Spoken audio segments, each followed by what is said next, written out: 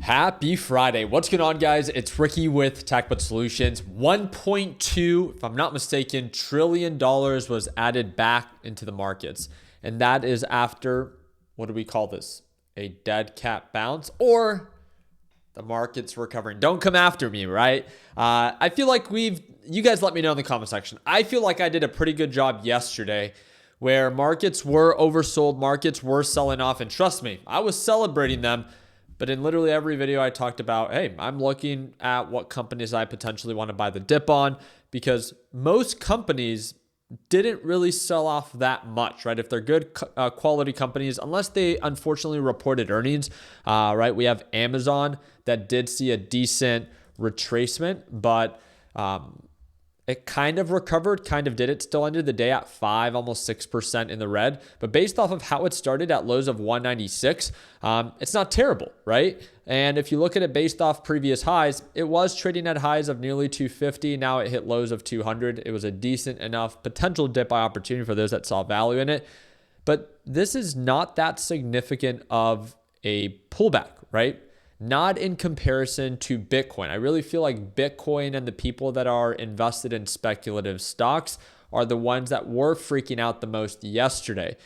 But remember, if your position is cash and you're not leveraged, then you really don't have anything to worry about. If you still see value in that stock, obviously there is a lot of selling pressure. A lot of that selling pressure probably came from a lot of leveraged traders being forced to liquidate.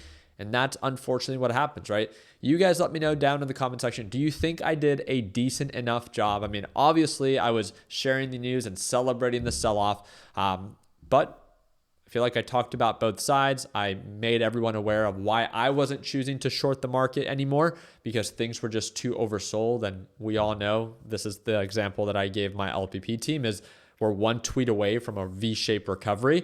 There are some things that are still negatively kind of hovering over the market. I'm sure some of you guys are seeing kind of what's going on in Iran.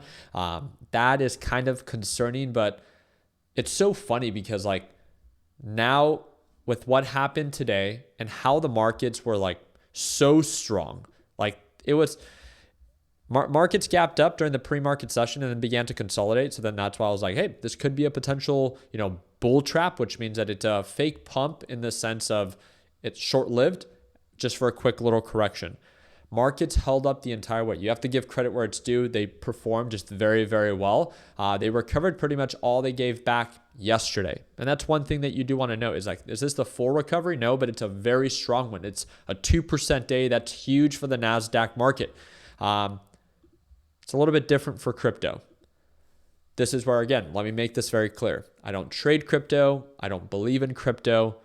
I believe in your right to own crypto if you see value in it. Where do you guys think it's going? It's really funny that yesterday and the past few days, there was just straight panic in the market, right? Things are getting liquidated. We're going to zero. The Epstein files, he created Bitcoin. He is Satoshi. All these things were half the stuff I couldn't even share on my YouTube. I like poking fun on Instagram, but it just seemed wrong to share on YouTube because there's conspiracy theories, right? And you guys know that I like talking crap on crypto, but not to that degree. I wanted to entertain the idea of this dead cat bounce. There's a lot of people that are sharing this where it's the whole market setup looks like a textbook dead cat bounce today. Quick pop and then right back down. You guys let me know in the comment section what you think. Again, the 1 minute time frame definitely paints a very different picture. The 1 minute or the 5 minute. It's a very sharp recovery. We now have fully broken above the moving average. Do you think the bottom is in for this entire Bitcoin crash? I want to remind you, every previous Bitcoin retracement has been anywhere from 75% down to 85%. This retracement, to my understanding, was right around 52%. I'm not 100% sure. I'll double check for you guys right here. From overall highs to overall lows, it was down 52%. Just, again, maybe it doesn't have to sell off as much as it did last time. What does this look like to you? To me, and again, just my opinion, do not get offended. I'm not trying to convince you. I truly do not care. If you believe in crypto, I believe in your right to own crypto. And I think it makes actually more sense to buy it now than it did at 120K. I don't believe in MSTR. I think that's stupid that you would buy an ETF or a stock that calls itself a Bitcoin treasury, that dilutes you. I've said that from the beginning. When MSTR was trading at $400, I was like, I just don't get it. Why not just buy Bitcoin or a Bitcoin spot ETF? That's what I've said. Nonetheless, to each their own, right? It's your money. It literally doesn't affect me. My opinion in this is give it time. Don't make any impulsive decision where if you bought the dip into yesterday's sell-off, I think that's fine. If you're like the crypto bros where it's like, Ricky, I bought at 60,300 because I did my calculations and yep, that's the support. I was like, first off, I don't believe you. I don't believe that that's exactly where you bought. I think that if you're someone that really is a long-term investor, that anytime that there's dips, sure, you dollar cost average into it. Maybe it's every week, maybe it's every month, maybe because of what happened yesterday, you went in a little bit heavier. Sure. I think the worst thing that you can do is that if we do enter this like crypto, what do they call it? Crypto winter or something like that, where there's another leg down, that you add all you can afford right now. What's the first thing that we shared is don't over leverage yourself. Just use cash, especially with speculative assets, right? Because if you do use leverage or margin, you could be forced to liquidate because now you're using borrowed funds. Just my 2 cents. And that's what tends to happen to a lot of these crypto traders. They don't want to sell, but they might be forced to because they literally cannot afford to cover their margin call. That's the last thing that you want, especially when buying a speculative asset and also not knowing how long this downturn, can pretty much present itself for. So right now, we went from lows of 60. We had a strong rip up. I think it was a 13% upswing to highs or 18%. Let me double check. From overall lows of 60 to overall highs we really hit highs of 71, almost 72, 18% uptick. What does it look like to you? Does it look like it was a very sharp push? Do you think it's possible that we could go back down to retest 68, 69, and if we break that support right around where that EMA line is at, that we could go back down to retest 60? Do you think it's possible? And if you do, it's not to instill fear in you. Reminder, I want you to buy whatever speculative asset your heart desires. It doesn't affect me. My thing is, we're all here for the same reason, to make money. I think it would make more sense to encourage you to be calculated rather than just to go all in and then be like, boy, man, I used all my money and now it's selling off. Now I have no more money. I can't buy cheaper. And now I have to tolerate the time that it might take for crypto to recover. We don't know if this is going to be 1 week, 1 month, 1 year. We don't know, right? So the way that I like to do it is normally when it comes down to my investments, I have a desired goal of what I plan to invest in. And I like to split it into 3 different splits or 4 different splits. And I don't mind buying the dip on something, but the other splits are based off of either consolidation or confirmation of a reversal. I talk about this in more detail in my LPP lesson library, but that's for those that like to trade in the stock market, right? Or invest in the stock market. The big thing with that is buy the dip wherever you see to be fit. That's the initial position. So let's say that you have $10,000 you want to buy the dip with. I would, split it into thirds. Let's say if you do the 3 splits, that means 33% or 3,300 is the initial buy. If it continues to sell off, then you can decide when you want to buy more. Is it when it consolidates? Do you want to add more when it's still selling off? That might be adding fuel to the fire. For me, I think it makes sense. Again, if you look back to these reversals that it forms, an indication of a reversal. Again, different time frames give you different perspectives. We don't know how long these sell-offs are going to last.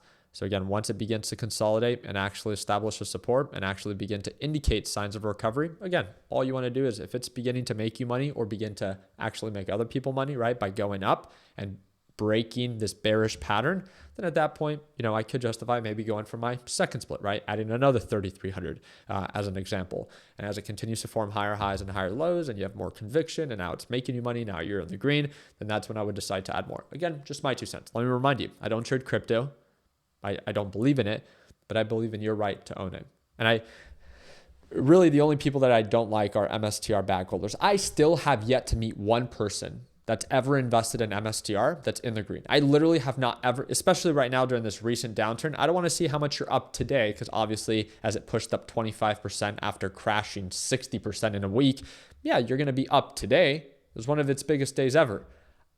On the open, I would love to see one person that's been holding for a while, not that you bought at $100 per share, but I would love to see it. Like I have not met one person that has shared their position of they are up on the open.